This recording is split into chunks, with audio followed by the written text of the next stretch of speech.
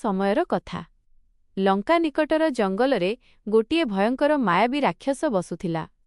ସେ ନିଜ ମାୟା ଶକ୍ତିରେ ବହୁତ ରୂପ ଧାରଣ କରି ଋଷିମୁନି ଓ ଭକ୍ତମାନଙ୍କୁ ଭୟ ଦେଉଥିଲା।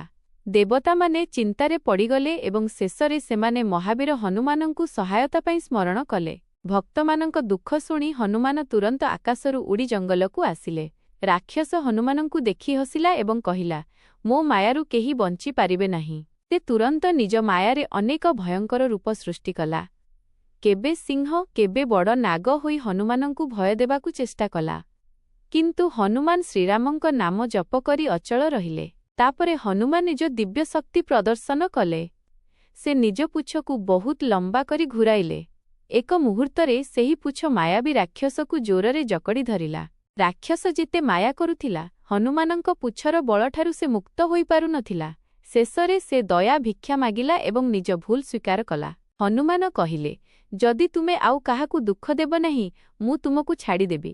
ରାକ୍ଷସ ପ୍ରତିଜ୍ଞା କଲା ଯେ ସେ ଆଉ କେବେ ଅନ୍ୟାୟ କରିବ ନାହିଁ। ତାପରେ ହନୁମାନ ତାକୁ ଛାଡ଼ିଦେଲେ। ଦେବତା ଓ ଋଷିମୁନିମାନେ ହନୁମାନଙ୍କୁ ପ୍ରଶଂସା କଲେ। ସେହି ଦିନରୁ ସମସ୍ତେ ବୁଝିଲେ, ଶ୍ରୀରାମଙ୍କ ଭକ୍ତ ହନୁମାନଙ୍କ ଶକ୍ତି ଓ ଦୟା ଦୁହିଁ ଅପାର।